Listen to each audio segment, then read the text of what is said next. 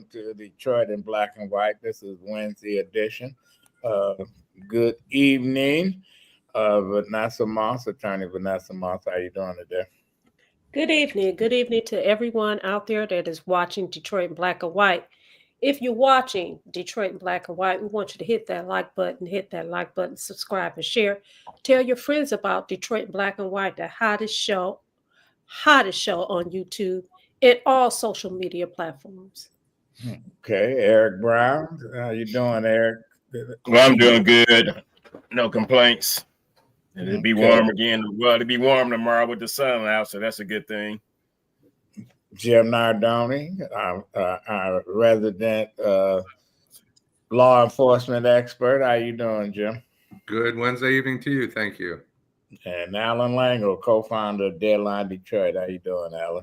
Good evening. Okay. Who watched that bullshit last night?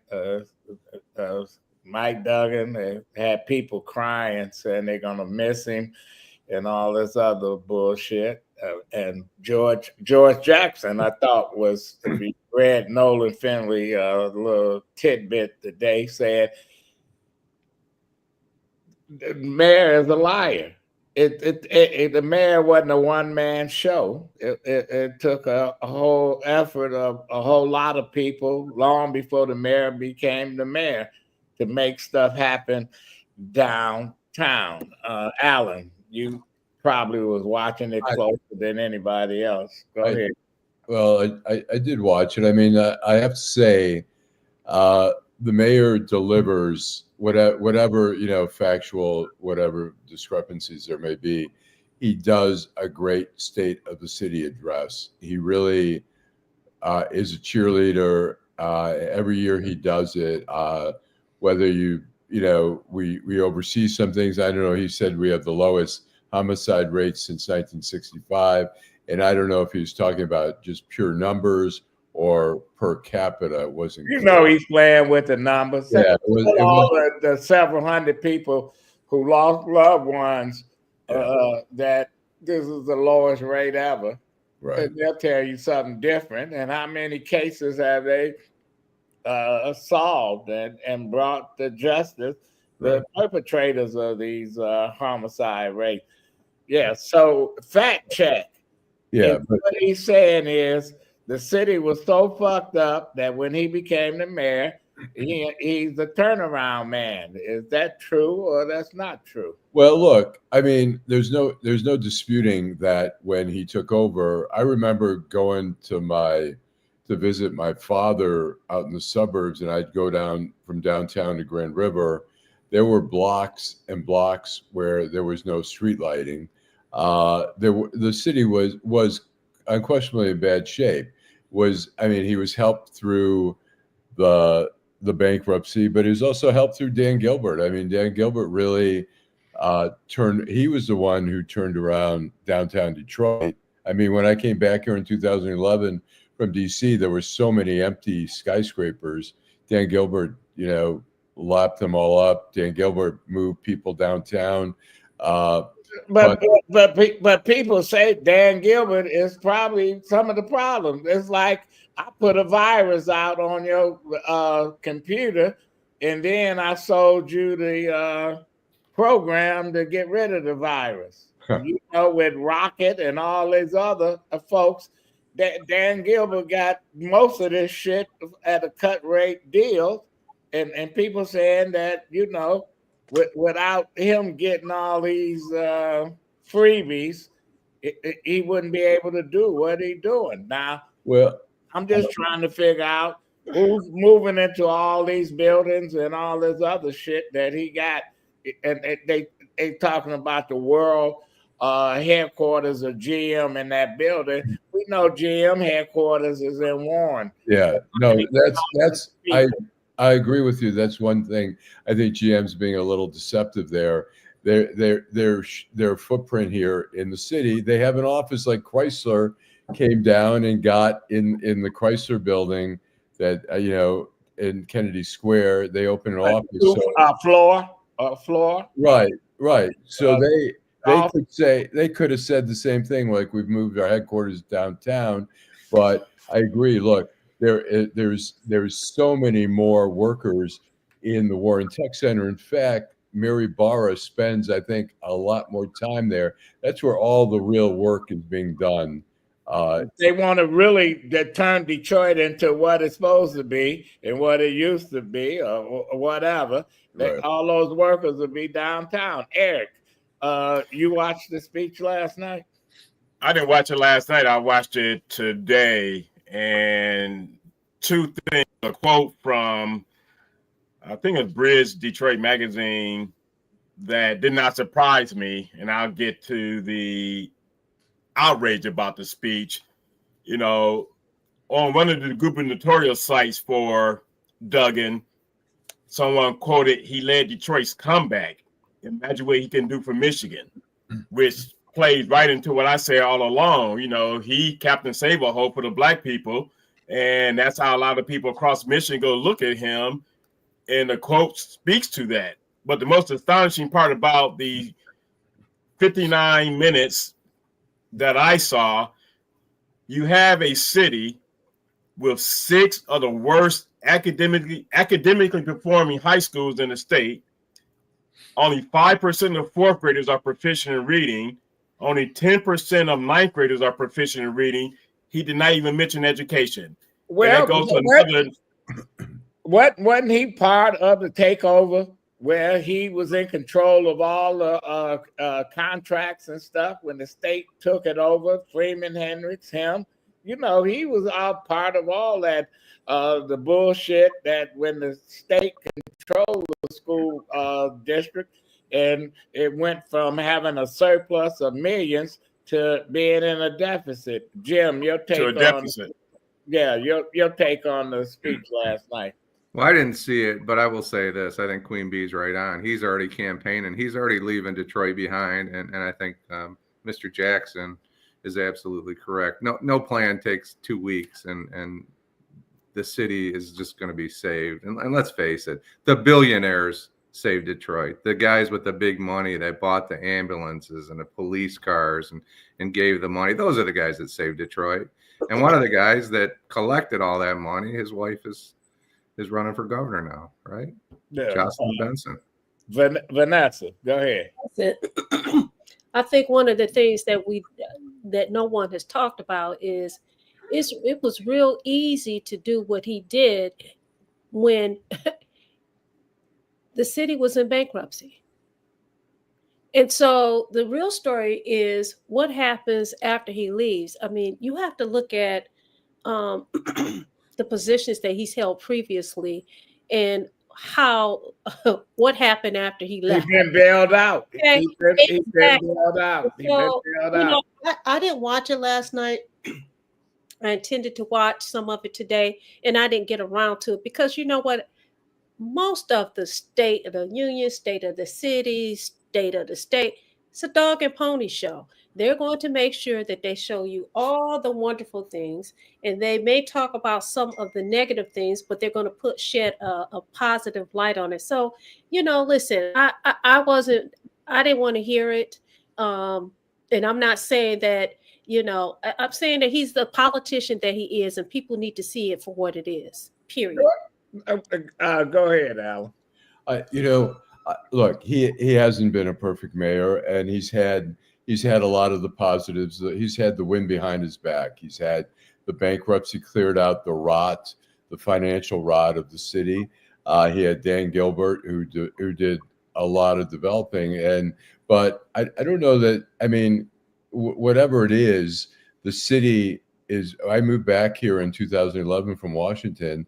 The city today is still got a lot of problems in some of the neighborhoods, but it's overall. It's got a lot of problems. It's still got poverty. Some of the neighborhood, but it's better off than it was back then. Ask the people that got to deal with fucked up gas stations as supermarkets and there are no etc. There are no supermarkets, and you know, to your point, Vanessa, a soldier story hit the nail on the head. You know, last night they talked about a $550 million reserve, rainy day fund and all that. And the setup for the takeover of Detroit was well before Duggan came into play. And I think people fail to realize he was a failure everywhere else he has been. When he first came to Detroit, he had a 4-year mulligan. Those first 4 years, they were still under the control of the federal government because of the bankruptcy. He did not really start being the mayor of Detroit, technically, until after he won the 2017 election, which means on January 1st, 2018 is when he became the mayor, allegedly. But Eric, don't you think that Duggan being mayor brought something different to the table than what Kwame or Dave Bean or it brought a perception amongst what it did, Adolph, it brought perception amongst ignorant black people that think the white man's water is wetter. That's what it brought. Well, you know what? I'm not trying to paint this panacea in the city, but look, there has been, whether it's Duggan, whether it's Dan Gilbert or whatever, there are areas, and there's neighborhoods, Boston Edison, Palmer Woods, Sherwood Forest, University District, Indian Village, that have, if you look from when he started and what they are now, they're better neighborhoods. They were already good. What do you mean they better? Those already good. Bad example, as far as I'm concerned. But the other part of this is that, let's not forget that with that bankruptcy, there were a lot of people that were shafted in that bankruptcy. These were people who worked for the city of Detroit, and guess what? They're getting nothing. They're getting nothing. So listen, you can miss me on all that you're saying. He's not a perfect mayor. Listen, he's a politician and a very good one. And guess what? You're not fooling me. You're not fooling Eric. You're not fooling Jim. And you doggone show not fooling Adolph. You may have the blinders on, Allan, and whoever else out there that's watching Detroit Black and White. Miss me on all of that. Well, to address Queen Bee, look, Palmer Woods, Sherwood Forest, they're all good neighborhoods, but I think they have improved in terms of services are better than they were before, and whatever the reason is. Allan, what you mean, Palmer Woods? They already had their own private security guns before, so them two neighborhoods. So you can't say they improved crime in those neighborhoods. I'm just telling you, those neighborhoods the property's appreciated. I think the neighborhoods are. The rich get richer and the poor get poorer. Exactly. Because when you're talking about neighborhoods, you didn't talk about the neighborhood Sorrento between Plymouth and West Chicago. You didn't talk about over Mac and B. Wink. You didn't talk about Van Dyke and Maxwell. I didn't say Maxwell, absolutely. One at a time, folks. I didn't say Detroit is perfect. I didn't say every neighborhood's great. There are some neighborhoods where I've heard people say we have better services now in the neighborhoods. I'm not saying all. I'm not saying crime is not a problem. We still have issues there's a lot of issues in the city, including the school district, poverty. Well, last night was his first speech and his first governor speech that he's running for governor. Yeah. And I think his biggest mistake, and I might be wrong, is that he's running as an independent. And I think he's going to hand the election to whoever is the Republican nominee for governor, whether it's John James or whoever, Tudor Dixon or Tudor Dixon husband, who cares? But I'm going to tell you that last night was a stump speech, and he's going to take this and he's going to go to Flint, and he's going to go to Grand Rapids and all these other places. If this is where his support is at, and he's going to bank on getting some Republican support and some independent support and some disillusioned Democrats who say, "Well, we're gonna have to vote independently." So, but getting back to George Jackson, I talked to George. We're going to have him on the show. on Saturday after we have mayoral candidate Mary Sheffield. George said it was a combined effort of a lot of people that set up Duggan to succeed. Right. That it was disingenuous of him coming there and saying nobody wanted public access to the riverfront and shit. He said they had public hearings and stuff. Mm-hmm. George is the one that made it possible for Pell to come into the old Tiger Stadium site. And you see what done happened in Corktown, where all the development, hotels, restaurants, etc. If some of these folks had their way, they would still be playing at an abandoned ballpark every fucking Saturday. So, you know, to live in the past. So George saying, give credit where credit is due. Jim, you saying George was right on the money. Exactly. And you know what? You're talking about development in the city. I want to go back to General Motors. You both talked about General Motors and the tech center out in Warren. I worked at the tech center in Warren, and I have family members that worked at the Renaissance Center, and they were doing real work at the Renaissance Center. OnStar was there, Hewlett Packard. There was a lot going on at the Renaissance Center before COVID. To say that General Motors was not having an impact, I remember back in the late 80s when they were bringing festivals down there, river town festivals to the waterfront. So they made a lot of contribution down there to the city of Detroit. I'm not saying it's just the reality is when you talk about what's the headquarters currently, they've reduced their staff, their footprint. Well, they playing a shell game. Yeah. Listen, Van Johnson is moving his law firm from the Penobscot building, from Buell building to there. That's an empty floor there. They just playing. You move musical chairs. There was a new center. They were in a new center, and that was a big deal. And then they moved to the Renson, but Warren has always been the technical area where a lot of the Chevy central office where I worked and a lot of other places out there. They moved to Warren. After World War II. Moved out because Detroit was crowded, didn't have any space left, and plus they were security, so they moved out. And they expanded. So there we are. So, you know, Detroit is not the center of attention like it used to be. I hear all these folks, we had 2 million people. Yeah, you had 2 million people crowded it into a city limits, and you had all this land, open space. So, of course, you're going to move. Listen, we build highways for people to move out. Look, there's about 21,000 workers in Warren at the tech center. There's less than probably 4,000 at the Rensen, and there's going to be probably less at the Hudson's building. They keep shrinking, but you know, look, they could have moved out totally. Like, I mean, they're the only move out. Well, what's stopping them? Well, I think they want to at least symbolically. What's stopping them?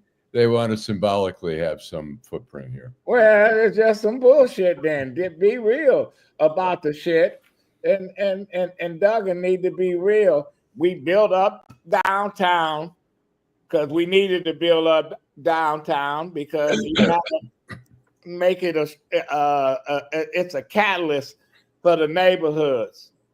Until they get Gratiot and Grand River, you go down Grand River, we got more land. We can bring in so many immigrants and anybody else, and we can fill Detroit up if we wanted to, because we got that much property where we can give people shit. You know, until we build up these neighborhoods and bring some life back into some of these areas, you're just gonna have a downtown. It looks good because I got people that moved away from Detroit, came back, and they like, oh man, y'all downtown is popping. But then they go driving back into the old hood, and it's worse than what they left. Then you have, he closed out the speech last night talking about the Final Four coming here in 2027, and then the retirees. I'm like, you spend capital talking about people coming to the city for an event, a sporting event, nonetheless, and how you felt sports bring in money, Eric. No, I get that, but I'm just saying about how you fail to not mention education is beyond me. Nobody gives a fuck about education. Well, Eric, it also speaks to you keep them dumb, you control them. Eric, I have a question, and I'm not saying this antagonistically or anything, but how does the mayor address education when he take the schools? Change the charter. Take the schools. He address it. Well, he address it, Allan.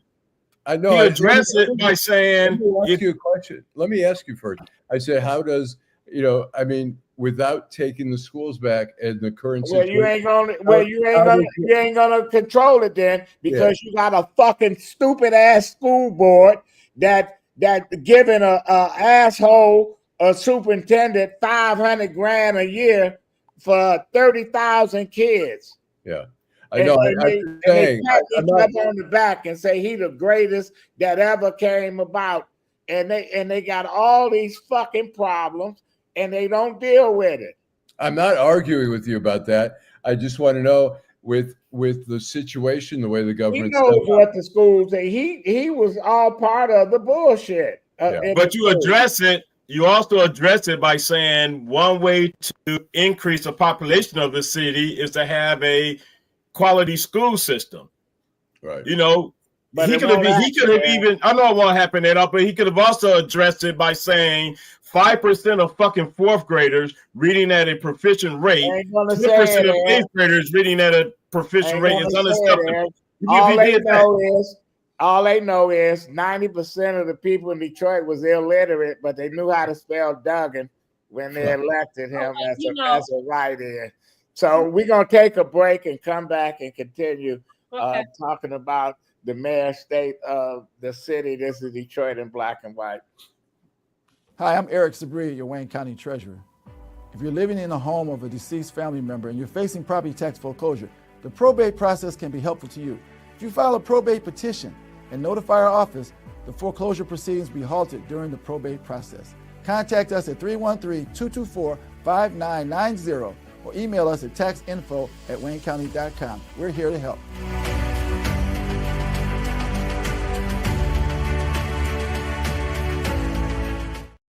Well, you had something to say, Vanessa. Go ahead. Yeah, first, I want to give a shout out to some of our viewers. Queen B says they don't know. We're talking about education. They don't know what Box Tops for Education does, and they don't demand participation.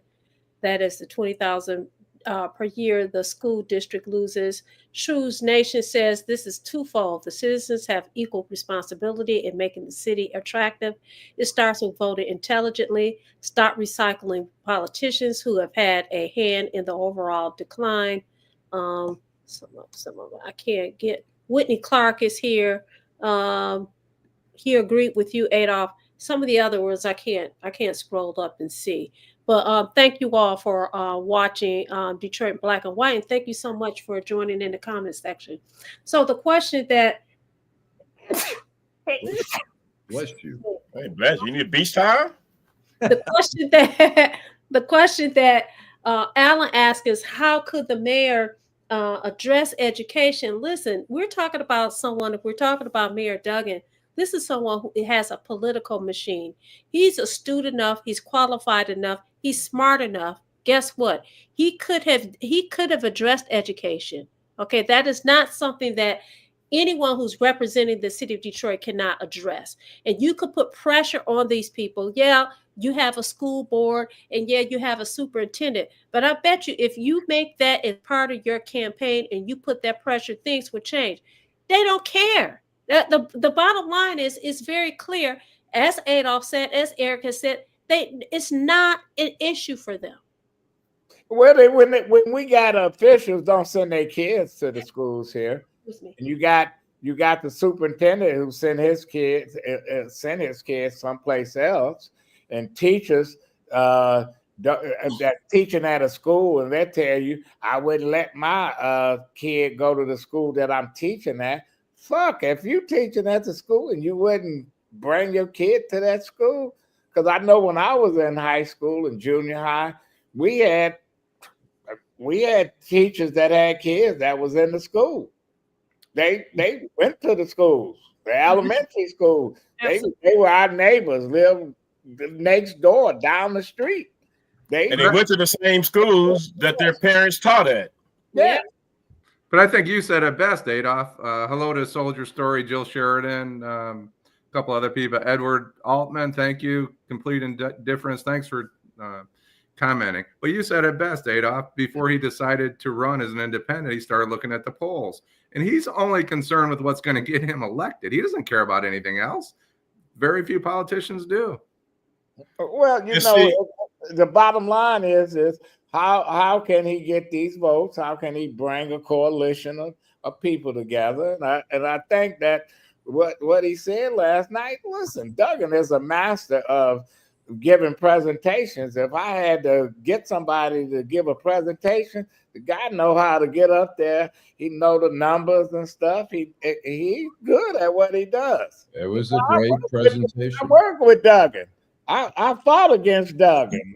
I've been on both sides of Duggan, and Duggan is you don't underestimate him, and you don't sleep on him, because he's like high blood pressure.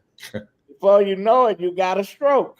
You said your shit. Yeah. Allan, you watched the speech. Did you see any of the candidates, hopeful candidates in the audience at all? You know what? I didn't see them scanning. If they did, it was a very long shot, so I didn't really see who was there. I assume Mary Sheffield, the council members, Fred Durhal, I'm sure they were there. Oh, they were on stage. Mary was right behind him. Okay. And Durhal was on the stage. He gave both of them a shout out for different initiatives, just like he gave other council people a shout out. Johnson, he gave a shout out to. Yeah, he gave shout outs to a lot of different council. But at the end of the day, to Adolph's point, the motherfucker is good at PowerPoint. He can give a hell of a PowerPoint presentation. And that's what he did. Well, and you know what? It is all about listen, you play that game, and people like to see a good presentation, and they say, oh yeah, we're gonna miss Duggan, and we're gonna miss this and gonna miss that. And listen, whoever becomes the mayor next, they're gonna have to pay the bills. Absolutely. And he said they won't. He said they won't. He said they have $550 million in reserves. Well, that $50 million. Listen, they're gonna have to pay the bills. They're gonna have to make some tough decisions, and they're gonna have to. It's like somebody leave you a piece of prime rib. That some of that prime rib you got to cut off and throw away. Right. You can't have it all. Well, if there's $550 million, what are they waiting for? Why don't they institute health care for the police and fire, my brothers and sisters in the police and fire unit that put their life on the line, that don't have retiree health care? If I'm going to go, Jim,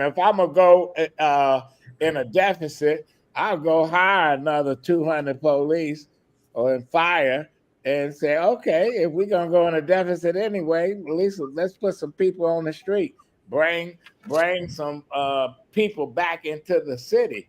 You made a promise to the employees, and the city, because of the bankruptcy, was not able to fulfill that promise. Now, if you have the resources to fulfill that promise, you better get on it. But it's not gonna happen. We all know that it's not gonna happen. Well, it's just gonna cut, and it all started. And the guy that started it all, when he cut the police, it was Coleman Young, when we had all these thousands of cops, and then they start cutting, because you have to pay to keep folks. It was a terrible secret that we train new officers. They stay on the job in Detroit for what, a year or so, and then they in Trenton and Melvindale or Oakland County or somewhere, and then we got our first responders. If there's something that happens, they the first people to come in. We got cops living in Grand Blanc, Traverse City, Toledo, and shit. Listen, if there's an emergency, I'm downtown first before any of them get on I-75 or I-94 or I-96 to get here. I'm not minimizing the contribution of other city employees. There's plenty of people out there that work for the city that shouldn't have their benefits ripped away from them when they were. I'm more familiar with the police and fire, but there's people that crawl in holes for water main breaks. The police here are not getting a pension, right? They are not a pension, but they don't get Social Security, do they? Probably not, right? And no retiree health care for guys that that came on in the 90s. Let me ask you, when you talk about retiree health care, are they eligible for Medicare or? Well, what happens often, and probably most of our viewers know this, is police officers. It's hard to be a police officer when you're 65 or a firefighter and go out there and fight fires when you're in your 60s. And police officers and firefighters historically retire earlier. When they retired with a plan with healthcare, and when they went into bankruptcy, they all lost their healthcare. So you go from paying a few $100s a month for your healthcare, like active employees, to paying $25,000 in healthcare. So that you mean I can't be a cop? I can't be 70 years old and still carry a gun? I didn't say that. Never too late, Adolph. It's typical that police and fire start in their mid to late 20s, and by the time they're 55 years old, like me, you're worn out. Look at me. I'm only 27. Well, but you know what? And you're absolutely correct that I think we do a disservice, and some of these cops really need to retire. Some of them overwork. Some of them, listen, we're not getting the pick of the litter like we should. How many millions of dollars is Detroit paying out a year in police misconduct? We lose a lot of money on a whole lot of crazy shit because we got no checks and balances here in the city. The mayor got a good reception last night. People loved it. He came, he looked good, and now he's moving on like he always move on. When he was the prosecutor, he had a poll showed that Kim Worthy was going to kick his ass. He stepped down, became the head of the fucking DMC. His best friend gave him $100 million to keep DMC afloat. Mm-hmm. And guess what? Everywhere he's been, there's been a raid. The Fed's been there. He is who he is. He's part of the McNamara machine. Listen, I happen to work with the McNamara machine, the Coleman Young machine. I'm old enough to, all the other machines. So I got a good insight of what Mike Duggan is about. Mike Duggan is probably the best politician now that's still standing, and I'm not saying that he's going to just get his ass beat in the governor's race, but it's going to be, I think, an uphill battle. And last night he fired the first shots of his campaign. Yeah. Hey, I turned Detroit around. I can do this with the state. And believe it or not, he gonna turn on Whitmer. He gonna say, Whitmer, fuck. Oh, no, he gonna turn on her. Yeah, I see that. Yeah, he's gonna really turn on her and say. Let me ask you this: do you think the message is gonna resonate with other Michiganders, though? It depends on where he's at. I lived in western part of Michigan. They look at Detroit and Lansing as foreign territory, Mhm. And he knows how to talk to folks. Allan, you wanted to. But I was going to say, first of all, I mean, and look, as Vanessa points out, look, the state of the city, state of the union, whatever, is not. I mean, you want to address some of the problems, but for this, it was a swan song for him. Most of these are basically saying, "What a great job I've done. Look at all my accomplishments and stuff like that." And Adolph's right. I actually wrote a story last night where I quoted Ed Sarpolis as saying his state of the city was he was running as usual, but this time for governor instead of re-election for mayor. He's as Adolph says, you can't underestimate his ability as a politician. Whether he's the underdog right now, and he could screw it up for the Democrats, or he could potentially win. I mean, they could split the vote. I saw him losing.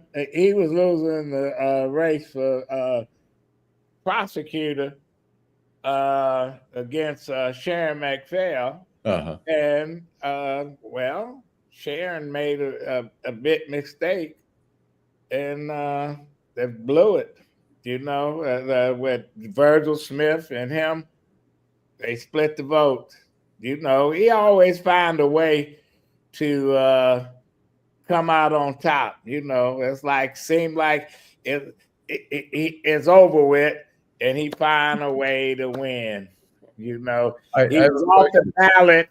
He was off the ballot, and he found a way to win. Whether you agree with Queen Bee is, I'm curious who she thinks would be a good governor. She's obviously not a fan of Duggan, so I'd be curious to see what the alternatives are. So. The alternatives, you got Jocelyn Benson. Yeah. I'm not saying there aren't any, but Allan Gilchrist. You got the sheriff of Genesee County. Mm-hmm. You got William Milligan. You got George Rodney. You got John Swainson. You got G. Minnie Williams. You can pull them out of the graves. It don't matter. Shit. Dorian Denard says he represents the party of elites. He says he has a Machiavellianism in his blood. That's what Dorian says. Well, listen, you got to have some kind of Machiavellian in your blood to you ever play that game Risk? I become your ally, Jim. Soon as you fight some wars for me, I attack you and then take over your territory. That's the name of the game in the politics. Your enemy today and your ally tomorrow. I never understood when Coleman Young used to hire all the folks that beat him up, call him names and shit. Next thing I know, they my colleagues. I'm like, hey, isn't that how you made a living? What? You beat people up. Isn't that how you made a living, though? You beat people up, and then they were afraid of you, so they'd hire you. That was them. It wasn't on me. Shit. By the way, Chris Swanson wants to come on the show on April the 12th. So. Who is Chris Swanson? I mean, the sheriff. Oh, okay. That should tell you. Right. Yeah. Okay. All right. True Nation says, let's not forget Swanson changed his party just before announcing his run as well. Queen Bee, to answer your question, Allan, she says she's undecided. She said it's not Jocelyn, it's not Duggan. So she made up her mind on two people, at least two people, but she doesn't know who she's going to support. It sounds like she said she's interested in Gilchrist, but he doesn't seem. She was interested in Gilchrist, but Gilchrist doesn't seem interested in Gilchrist. I like that. Yeah. He's interested. He just doesn't know where to go. I'll correct one of the comments. Someone put that Chris Swanson has switched parties before his announcement, and that's not true. He's a Democrat. He did commercials for Kamala during the campaign. He's announced as a candidate for governor as a Democrat. So, is he a liberal Democrat?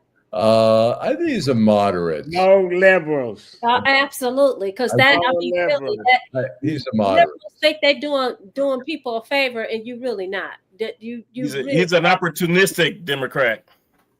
Well, are all of us opportunists? Well, we'll see. We're gonna have and Mary Sheffield on Saturday. Eric, your first question for Mary, what is it?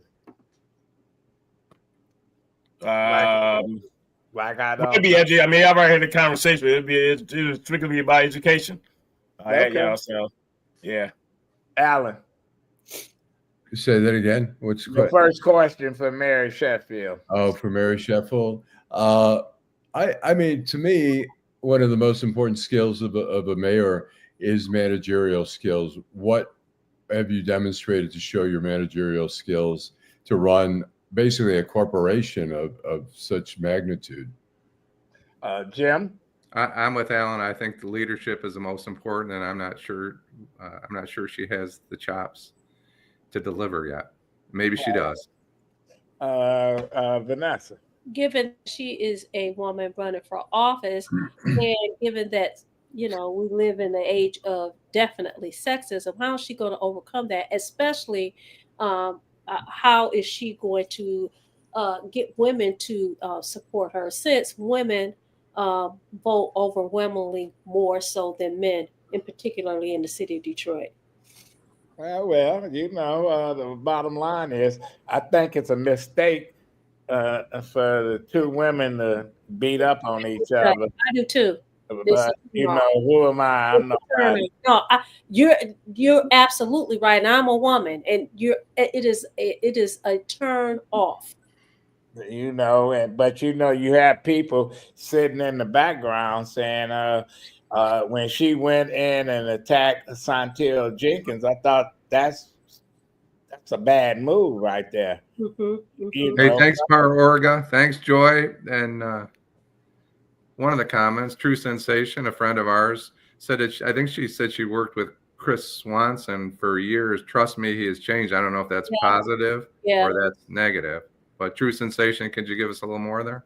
Sorry, go ahead.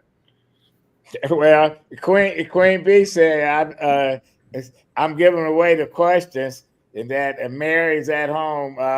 Prepare for the question. Well, listen, there's a lot of questions. My question can change, though. Okay, I do that all the time. There's a lot of questions, and we only got an hour, and so it's not like we can run out of questions. There's a million questions on what you gonna do if you get elected mayor, and how you gonna turn the neighborhoods around. That's not that's a legitimate question, and that's what people were saying when they was interviewing them last night after this State of the City speech. People that leaders group, there's one girl, she was very adamant about the neighborhoods. Yeah. Before he came forward. I'm sorry, that's Jay. I said Joy, I meant Jay. I apologize, Jay. These old tired eyes, and I think the bar was set low for Mike Duggan. I think that helped him a little bit. I agree with you. Well, you come in and you got no debt and stuff.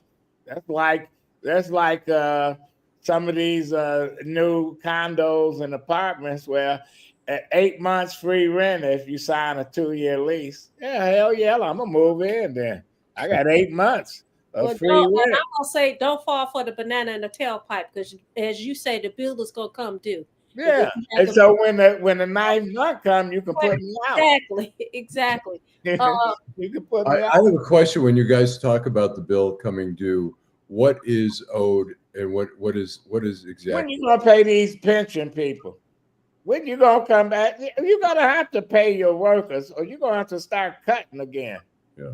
You're gonna have to listen. The cost of living goes up. You're gonna have to increase salaries, but you can't keep the workforce. You can't keep the workforce. Well, what scares me is if we go into recession, pension contributions become, what people don't understand is they think that business is the bad guy. Well, let me tell you, every pension in this country is financed by business. And when it goes in the tank, contributions from the community go up, and police officers and firefighters and city workers get laid off. What about some of these restaurants that's closed that people can't go out to eat, and it's a trickle down effect. You start closing shit and stuff. Now, I was in Indianapolis for the Big Ten championship, and it took them 10 years to build this mall downtown Indianapolis. It ain't the city. They had Nordstrom's. They had another department store. They had all these stores. Took them 10 years to build it. A massive building. You go in there now, nothing. They got about 4 restaurants and about 4 or 5 stores left. It's empty. You talking about the mall that was attached to the hotel, the Marriott? No, I'm talking about it was a mall. It's a mall they built downtown Indianapolis where they had all these high-end stores at. And it only lasted like 5 years, and they start closing and shit. And you go look at it and you say, what was here? It was a mall. And all these Circle City Mall, that's what it was. That's what Queen Bee. I remember that when I was in it. Stores. You know, that's what happens when you cannot support retail.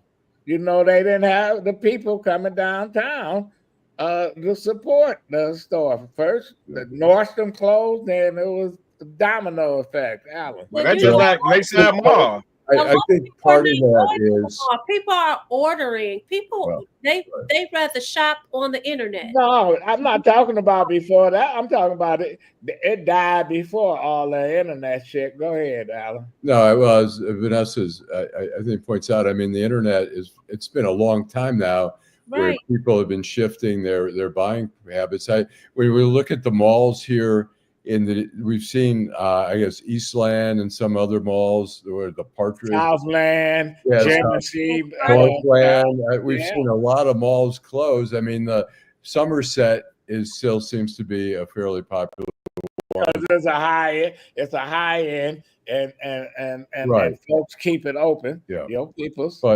malls are a lot of malls are going under, and so it's.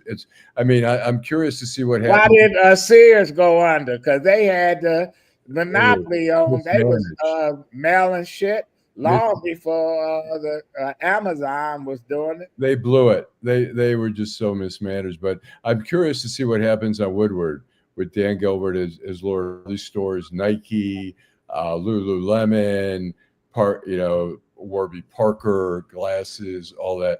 You know, I'm curious if he's going to be able to sustain that. And part of it is, I think he was giving a lot of these places for free rent. Yeah, absolutely. Now you see him move out because absolutely. I was just going to go there. Well, I'll be curious if they can sustain that. I mean, you go to downtown Chicago, whatever, Michigan Avenue, there's still a lot of shopping. There's still a lot of shopping in New York, Madison Avenue and stuff like that. But that's all they got in Chicago. You go 2 miles away, and then you look the wrong way at somebody, they shoot your ass down. I think Queen Bee has Vanessa's shopping list. Yeah, right. Let's take a quick. Let's take a quick break, and we'll come back with you, Vanessa. All right. Hi, I'm Eric Sabri, your Wayne County Treasurer. Are you living in the home of a deceased family member and you're facing property tax foreclosure, or maybe you know someone who's in the same situation? The probate process may be helpful to you. If you file a probate petition and notify our office, the foreclosure proceedings will be halted during the probate process. We have several nonprofit partners who have free attorneys who can assist you. Contact our office, 313-224-5990, or email us at taxinfo@waynecounty.com. Don't lose your family property. Some of these properties have been in the family for 4 or 5 generations. Contact us now. We're here to help.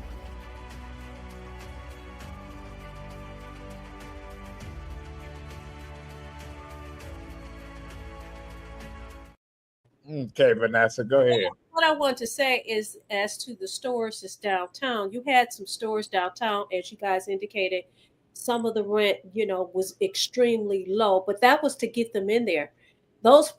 After a while, the rent went up so high that those store owners had to move out of those buildings.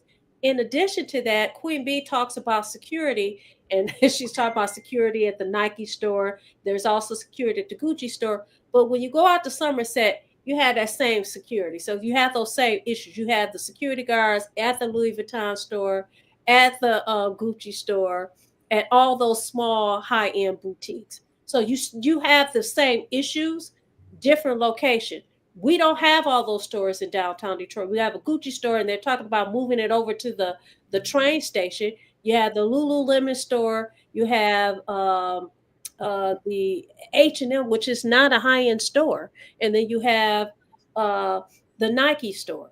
I mean, you're gonna get your furniture now that they got a Gardner White. Who's gonna buy furniture for Gardner White downtown? I mean, like seriously. Yeah, they the Apple store. The Apple store is coming downtown. Yeah, and I'm saying, who's going to buy furniture for Gardner? Yeah.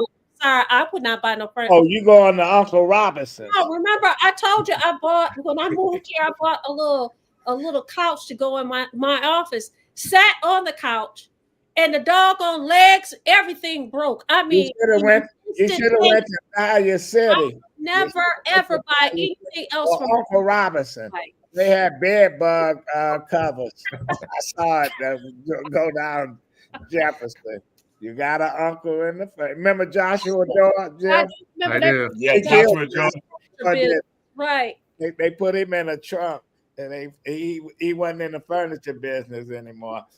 But anyway, I'm waiting for the fireworks to start in this election, and is it me, or is it been so quiet and nobody's done? Oh no, it's been very quiet. It's ridiculous. You and I were talking earlier today about it's only 4 months away from the primary. It's like, when are you going to get started? When are you going to start taking it up? So I think they're going to start after the petition deadline of April 22nd. In July, you're gonna. It is unbelievable. I don't get it. It's like running a sprint and they all jogging until the last. Well, as far as the governor's race, I mean, to Queen Bee's point, I mean that's not the 2026. So let the games begin with the mayoral race first. I mean, even the city council race is quiet. Right. Speaking of city council, Whitney Clark said, when can he come back on? Huh. Yeah. Oh, the mob killed Joshua. Yeah.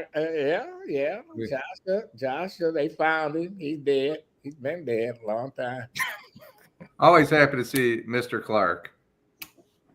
But anyway, well, it's been a pleasure talking about the state of the city, and we haven't heard the last of our lame duck mayor, because he's going to be stumping around the city, doing his thing. And I'm trying to guess who's going to be his running mate. I think he has to have somebody that's not from Detroit. Oh, yeah, it won't be from Detroit. It'll probably that's not an African American. He got to have somebody, the western part of Michigan, or the Flint area, somewhere around there. Well, Adolph, what's interesting is you talk about the western part of Michigan. Grand Rapids, Kent County turned blue in this last election. So that's going to be interesting to see who he get for if he do go with somebody on the west side of the state. Because Meyer, I don't think he's going to run for anything. That might be. But I think to get Republican votes, I think he might get a Republican to run with him. Mm-hmm. A moderate Republican, yeah.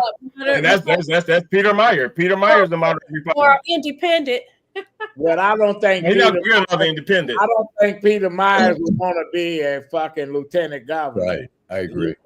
That's like getting elected clerk. That's what you're gonna be, the clerk forever. So Par Orga asked about a super PAC with Chris Swanson. What are our thoughts on that? I'm not that familiar with Chris Swanson, and I'm against super PACs to start. I think it's kind of a crazy way to go, but No, he asked it as if he had a super PAC. I think that's how I read the question. He has one, right? Yeah, that's how I read it. Yeah, I'm not familiar, and I don't know anything about it, but I would say at this point, I don't care how much money Chris Swanson has. I'd say he's a long shot. Well, they elected that asshole named Rick Snyder. Shit, he had a ton of money. Got him elected. What got Rick Snyder elected was two terrible gubernatorial candidates that ran against him. Bert Bonero, and then the one guy from Wahlberg, whatever his name was. Hell, did anybody even know who he was? Yeah. Verge Bonero and Brenda Lawrence was his running mate. And well, that was a losing proposition right from the beginning.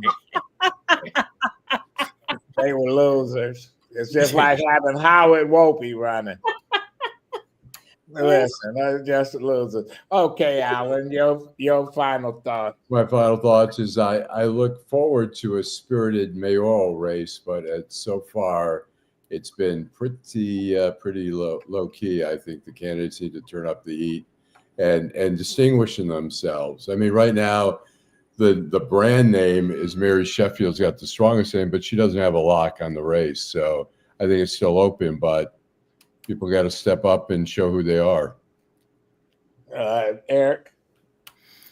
I agree with Allan. I think it's an open race, and I think people are, for whatever reason, when you look at the voter turnout of the last 7 elections, you would think that these individuals will want to be out there talking their talk. But, evidently some of these campaign managers need to return some checks.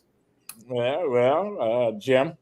I guess the question is what's going to happen at 7 Mile and Gratiot in the neighborhood, and what's going to happen at 5 Mile and Greenfield, and some of these neighborhoods that we're losing. Right. The neighborhoods are so bad, you don't even see the prostitutes out there anymore.